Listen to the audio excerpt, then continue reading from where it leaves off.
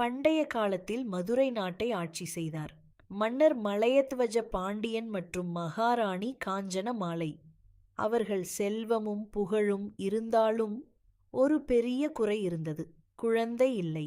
அந்த துயரம் அவர்களை தினமும் வாடச் செய்தது. இறுதியில் அவர்கள் தீர்மானித்தார்கள், நாம் யாகம் செய்து இறைவனை வேண்டுவோம். அவர்கள் செய்த அந்த புத்திரகாமேஷ்டி யாகம் உலகையே அதிர வைத்தது.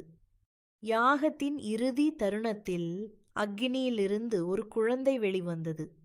அந்த குழந்தை சாதாரணமல்ல, 3 மார்புகள் உடைய பெண் குழந்தை.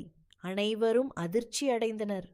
அப்போது வானத்தில் இருந்து ஒரு தெய்வீக குரல், இந்த குழந்தை தன் கணவரை சந்திக்கும்போது 3வது மார்பு மறைந்துவிடும்.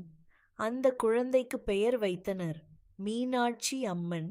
மீன் போல அழகான கண்கள் கொண்டவள். மீனாட்சி ஒரு ராஜகுமாரியாக அல்ல, ஒரு வீரராணியாக வளர்க்கப்பட்டாள்.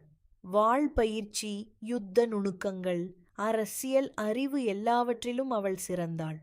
அவள் தந்தையின் பின்னர் மதுரையின் அரசியாக பட்டம் பெற்றாள். அவள் ஆட்சியில் மக்கள் சந்தோஷமாக வாழ்ந்தனர். நாடு வளமாக இருந்தது. எதிரிகள் யாரும் அருகில் வர முடியவில்லை. ஒரு நாள் அவள் தீர்மானித்தாள், நான் உலகை வென்று என் சக்தியை நிரூபிக்க வேண்டும். அவள் தன் படையுடன் புறப்பட்டாள். வடக்கு, தெற்கு, கிழக்கு, மேற்கு எல்லா திசைகளிலும் வெற்றி. இறுதியாக அவள் சென்ற இடம் கைலாசம், சிவபெருமானின் தெய்வீக இல்லம். அங்கு அவள் எதிர்கொண்டார் சுந்தரேஸ்வரர் சிவபெருமான்.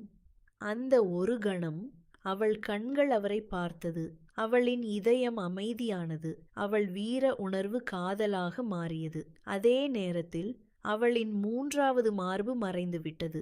அவள் புரிந்து கொண்டாள், இவரே என் விதி, என் கணவர். சிவபெருமான் சிரித்தார். நான் மதுரைக்கு வந்து உன்னை மணப்பேன் என்றார். அவர் சுந்தரேஸ்வரர் என்ற அழகான வடிவத்தில் மதுரைக்கு வருவதாக கூறினார். மீனாட்சி மகிழ்ச்சியுடன் திரும்பினாள். மதுரை நகரம் முழுவதும் கொண்டாட்டம். தெருக்கள் அலங்காரம், கோயில் விளக்குகள், இசை, நடனம். திருமணத்திற்கு வந்தவர்கள், தேவர்கள், முனிவர்கள், மக்களும். அந்த திருமணம் ஒரு மனித திருமணம் இல்ல, சிவன் சக்தி இணைப்பு.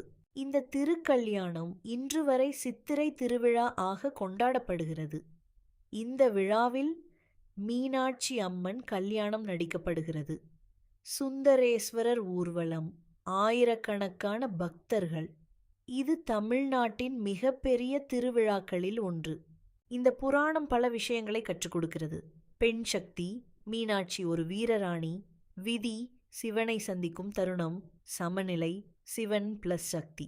இது ஒரு காதல் கதை மட்டுமல்ல, ஒரு ஆன்மீக உண்மை. மீனாட்சி அம்மன் ஒரு தெய்வம் மட்டுமல்ல, ஒரு அரசி, ஒரு போராளி, ஒரு அன்பான மனைவி. சுந்தரேஸ்வரர் கருணை, அழகு, அமைதி. அவர்களின் திருக்கல்யாணம் மதுரையின்